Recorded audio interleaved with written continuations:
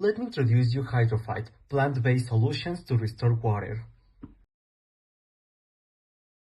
Changing precipitation patterns driven by climate change directly influence water contamination because droughts increase aquifer heavy metal concentration due to reduced dilution. Also, heavy rainfalls mobilize soil-bound heavy metals, contaminating surface and shallow water sources. In many regions, a significant portion of freshwater supply is rendered unsuitable for human use, underscoring a critical environmental challenge.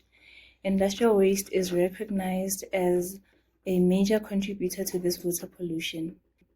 While industrial waste operations are essential for economic growth, they are also a primary cause of water contamination.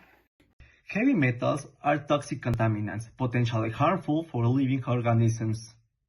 The mechanism of damage of heavy metals is by induction of oxidative stress, DNA damage, via accumulation and premature functional decline, increasing disease susceptibility. Metals such as cadmium, lead, mercury accumulate in the food chain and leads to hepatic failure, neurological degeneration, as well as cancers. Chronic exposure to contaminated water exacerbates cardiovascular, hepatic, and neurological decline, all which disproportionately affects older adults and thus undermines the goal of healthy longevity.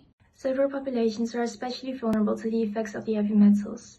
The elderly have weaker immune systems, and their liver and kidney function has deteriorated over the years, which compromise their ability to detoxify the metals.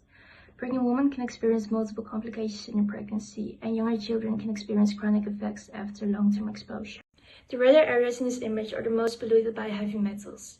In our project, we will mainly focus on Kwara in Nigeria, where a lot of mining takes place. The population largely consists of young children, and where the people are mostly exposed to the metal arsenic. Our proposal is grounded in phytoremediation, a sustainable plant-based method that removes, stabilizes, or degrades pollutants from soil and water. It's a natural-driven solution increasingly used to address heavy metal contamination, which poses serious health risks, especially for aging populations.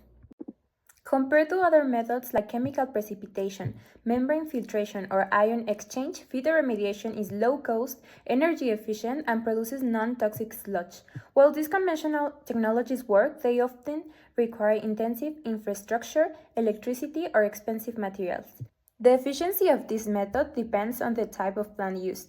We focus on three: floating aquatic plants like Lemma minor that quickly absorb metals from the water surface; emergent wetland plants like Tifa and Phragmites, which stabilize sediments and filter deeper water layers; and hyperaccumulator plants such as Brassica and Elianthus, which store a large amount of metals in their tissue, enabling recovery through phytomining. These plants not only purify contaminated water, but also contribute to healthier ecosystems and cleaner environments. The mechanism of phytoremediation involves plants directly absorbing and accumulating heavy metals, either through uptake or stabilization within their tissues. After the plants complete their function, disposal alternatives include heat treatment, compression into landfills, extraction treatment, and nanomaterial synthesis. The primary objective is to implement and evaluate a sustainable phytoremediation strategy for mitigating heavy metal contamination in water bodies. In our intervention, 4 state-selected dams will be used for phytoremediation to reduce heavy metal contamination. We will introduce adapted plants, monitor metal uptake, and harvest biomass for safe recovery.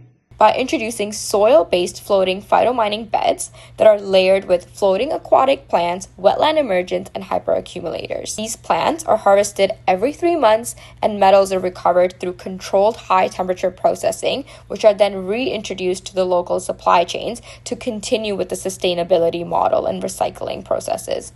We aim to collaborate with organizations committed to improving water quality, such as the Federal Government of Nigeria, Water Initiatives Nigeria, and WaterAid.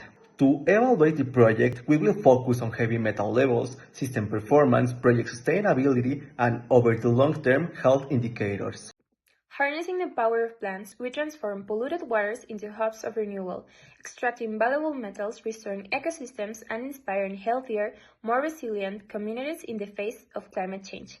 Thank you very much for listening, and thank you to all our teammates for collaborating in this project.